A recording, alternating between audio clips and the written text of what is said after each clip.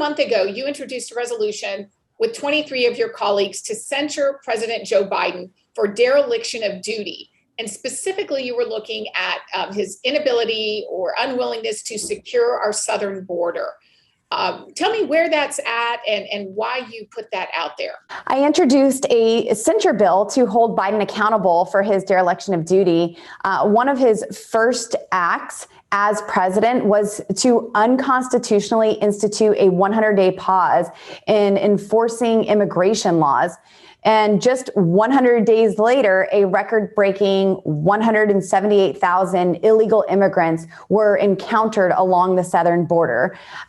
Imagine that. Not enforcing the law leads to more law breaking. Biden's dereliction of duty and unlawful refusal to enforce the law goes against the Take Care Act. That clause is in Article 2, Section 3 of the Constitution, and it's his sworn duty to take care that the laws are faithfully executed. But all he's done is disrespect the law. We saw his first action was to cancel construction of the border wall. And now we have a very incomplete border wall. It's very porous, and hundreds of thousands of illegal aliens are pouring through that border now.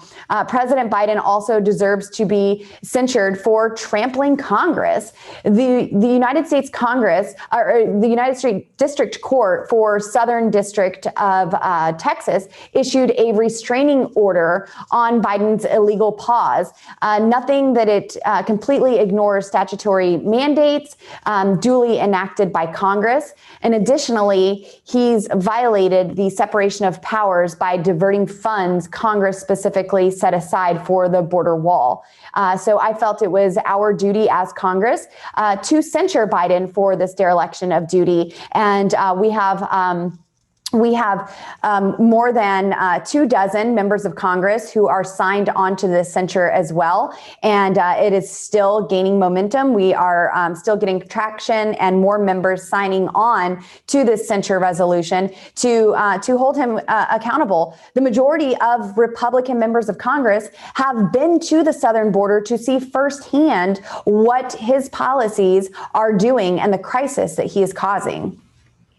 Thank you for doing that. My second question is, you also sent a letter along with some of your Republican colleagues in Colorado to Governor Polis, your state, asking that he end the Biden unemployment bonus checks. It appears that he has not. Why is that important to you? This is important to me because this is important to business owners. This is important to families. It's important for just a healthy morale and having put your hand to something and creating success. There's not a lot of moral value in just sitting at home and collecting a paycheck. There's no sense of pride and achievement in doing that.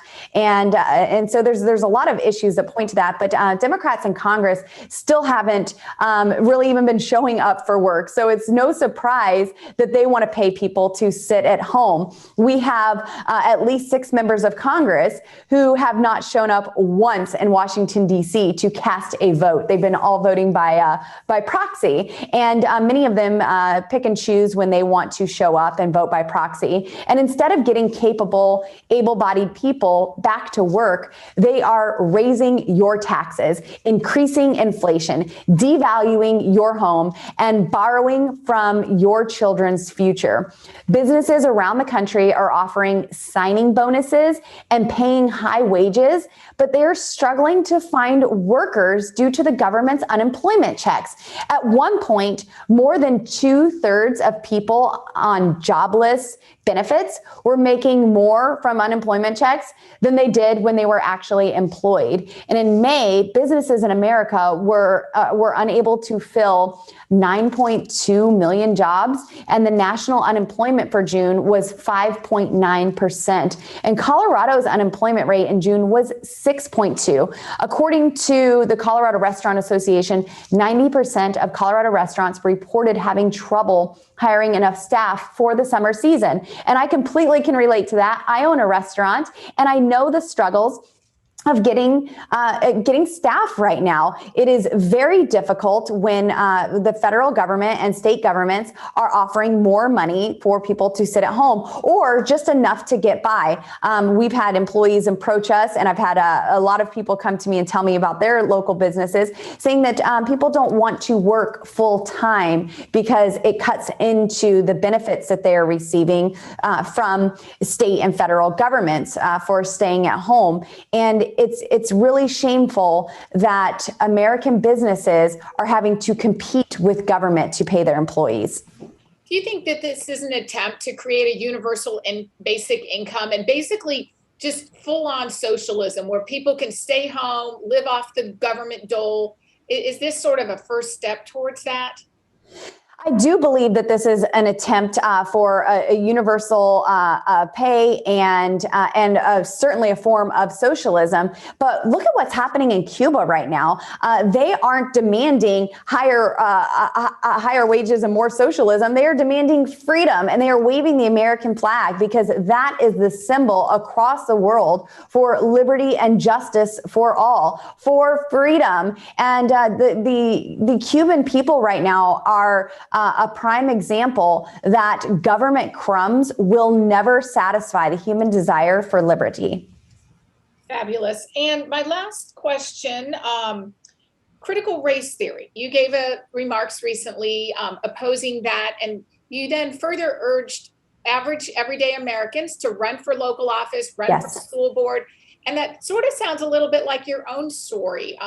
Tell me, why is it so important that we get involved? I'm so glad that you asked that question in that way, because as soon as you mention critical race theory, I think about moms and dads stepping up to the plate.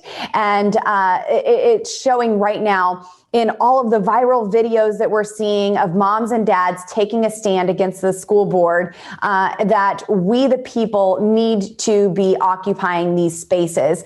We, the people, give consent to the government to be governed. And there's some things that we aren't putting up with anymore. And in order to change that, we have to get like-minded individuals. We have to get regular folks in these positions to take a stand. Unfortunately, Democrats are teaching our children to hate each other. Democrats have always been the party of racism. They have always been the party of segregation. And in the 1800s, it was slavery.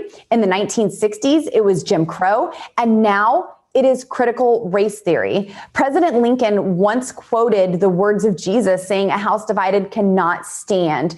We are the United States of America, but this racist theory wants to make us the divided states of America. Thank you so much, Congresswoman Boebert. You are just a breath of fresh air for so many Americans. We are grateful for your voice, what you're doing. And I know it's not easy, so thank you. Are there any final words that you have?